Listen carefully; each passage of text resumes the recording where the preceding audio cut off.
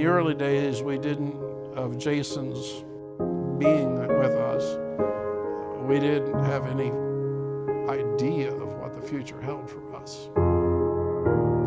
So it was pretty much a topsy-turvy upheaval for us, because it had been a perfectly normal pregnancy all the way through. And it was just at the birth that was born with cerebral palsy. And let's admit, it's a terrible thing to get that prognosis for your child. It's your child, and your child means the world to you. I quit my job because I couldn't find anyone that would care for him, and we'd go to therapy, and then it was coming home and doing all the therapy and doing all the OT and all the PT. And I finally said, whoa, I want to enjoy this as him as my child. So we cut way back on the therapy we were doing. We just made sure we did enough and started enjoying life with him. By the time Jason was 3 or 4, it was very clear that he was going to need something special.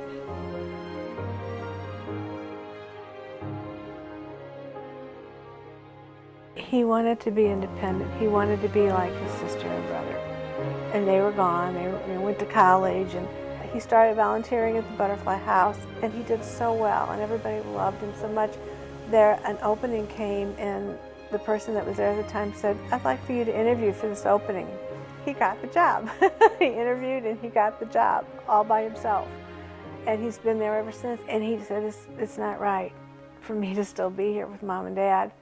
So we kind of looked around, and we couldn't find any place that was appropriate for him, with the wheelchair and that. So decided that we would build a home for him. So we went looking for property. And so we bought 2 adjoining lots across the street from his church.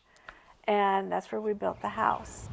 The most important thing about the house is we wanted it to be a home, not an institution. As we did for our first house, ramps in and out of the house everywhere. Very large garage for 2 vans if that was desirable. 4 bedrooms, 2 bedrooms on either side of a hallway, with a bathroom between each of the pair of bedrooms. Very large, wide halls, very open dining and kitchen area. So we had a terrace right out the back. We built a sidewalk that went down to a large concrete pad in the lower area so that the wheelchairs could get down there and spend time outside. Being as naive as we were, we thought, oh, this is, they're going to jump at this chance, and look what they can give. We have 3 other consumers that can really benefit from this house. It would have made Jason's life so wonderful to be in that home and to be with people that could also benefit and enjoy being there. It just didn't happen. That was when we found UCP.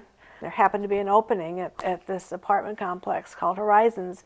He's been living there ever since, and he's happy there. And he has, it's crazy because the people he's living with now would have been perfect people for him to have lived with in this home.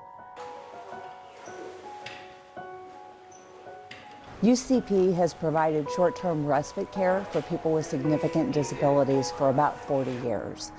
And our existing facility is aging. We wanted to provide better accommodations, updated technology, and we were really fortunate to find a home that was custom designed for people with disabilities. It couldn't be more of a perfect match for our needs. Respite is a place that a family member can take one of their family members with a disability, where they know they can be cared for while they may be out of town or have to deal with a family emergency somewhere else.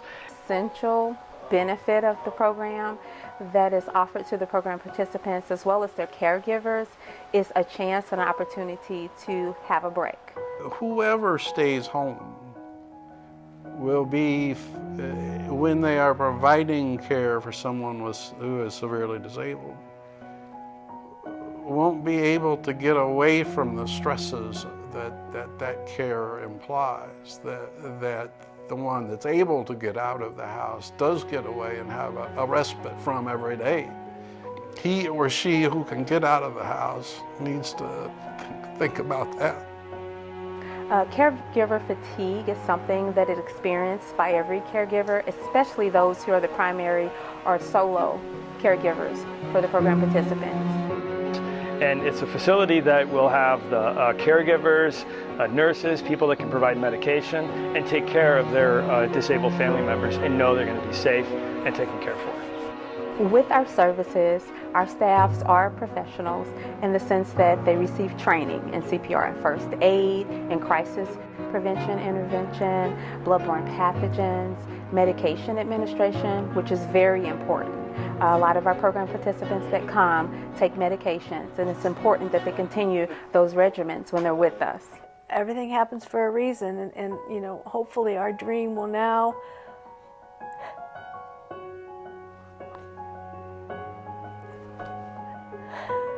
serve others that need it.